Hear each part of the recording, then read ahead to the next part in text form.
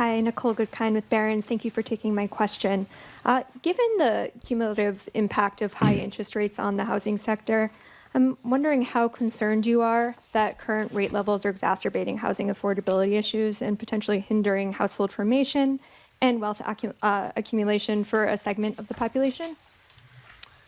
Housing is an interest-sensitive activity, so it's at the very center of monetary policy. When the pandemic hit and we cut rates to zero, the housing companies were incredibly grateful, and it was really, they said that was the only thing that kept them going, was that we cut so aggressively and provided credit and things like that, and they were able to finance because we did that. Very important that you guys listen to those words very closely and pay close attention to what he's saying, because a lot of this is a lot of what happened in 2020 and beyond, mainly 2020, 2021, is how we got to where we are today, uh, as far as housing is concerned. And there were some other pieces that went to that, that led itself to that as well. But primarily, um, I don't know what you can call it now, but when the event happened, that was the perfect storm for what the Federal Reserve needed in terms of monetary policy. Meaning, like at 2019 and 2018, if you listen to what they were saying, they were literally saying that they were at the end of the rope on what they can do in terms of monetary policy. Like they had no more levers to pull. They reached the lower bound of zero. They were there was just nothing else. They were kind of at a landlocked. They're like, we don't have any more um levers to pull here. And then the perfect storm happens in 2020, and it gives them every single tool in their toolkit that they can use now. Just telling you, I'm not take that for what it's worth. Um, and it's very interesting. So they kept rates too low for too long, essentially creating a lot of zombie companies, meaning that there were a lot of companies that were going to go broke anyway, which is a natural um, process in business, right? And some businesses survive, some don't.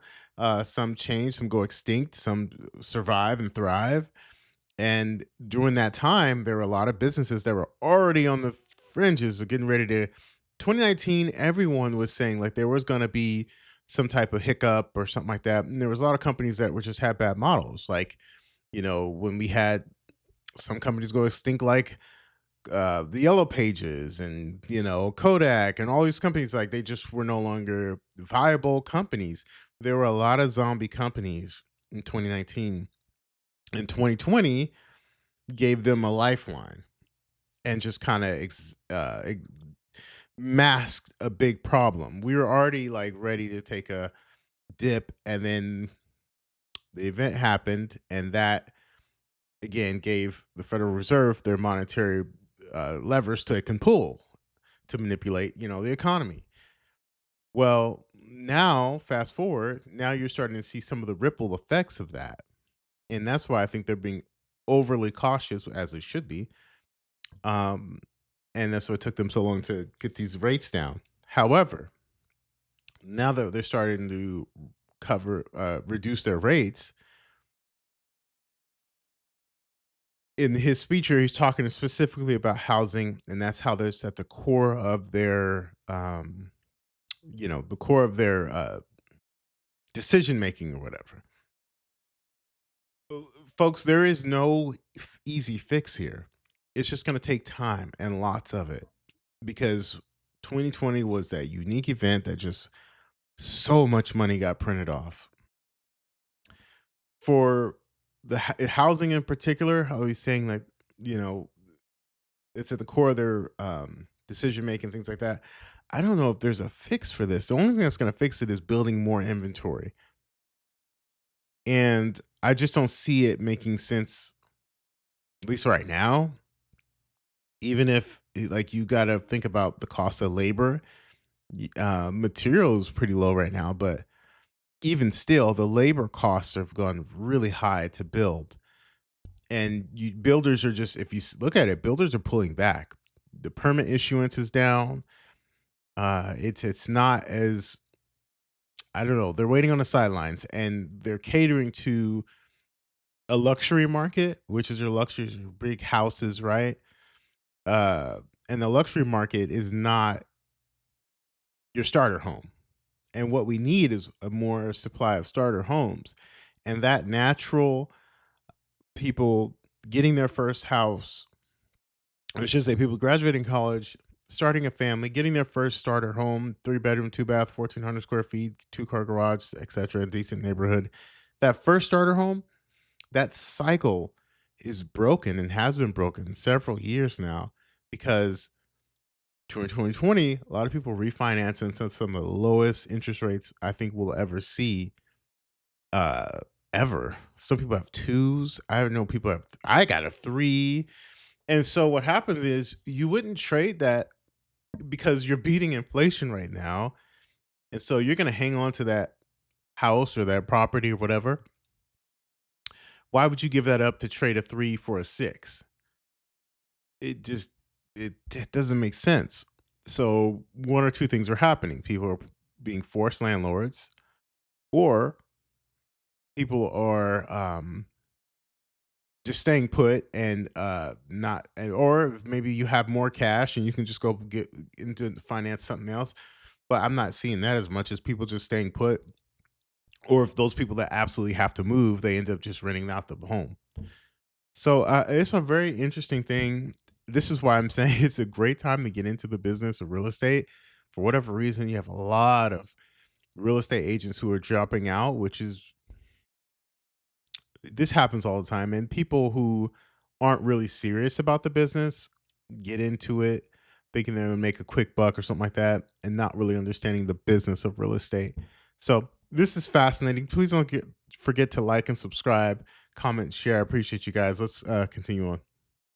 The other side of that is when inflation gets high and we raise rates, and you're right, it does burden the housing industry, and so rates have come down a bit. And as that happens, we don't set mortgage rates, but our policy rate changes do tend to affect mortgage rates, and that has been happening, and that'll of course raise demand. Lower borrowing rates for builders will help, get builders will help supply. And so some of that should happen. I think most analysts think that it would have to be pretty big changes for it to matter a lot, for the big changes in rates to matter a lot for the housing sector. And the other thing is by achieving maximum employment and price stability, that's a strong economy. That's a good economy for housing. And then the last thing I'll say is, there's a deeper problem here. There's not a cyclical problem that the Fed can address, and that just is a pretty much nationwide housing shortage.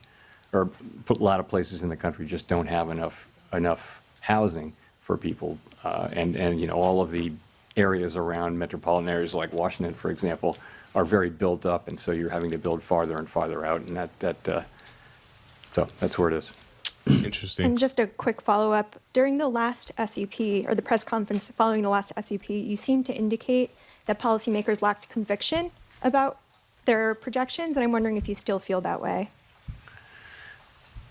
Forecasting is very difficult even in placid times. And as I've mentioned before, forecasters are a humble lot with much to be humble about. So I think right now is a particularly challenging time, even more uncertain than usual.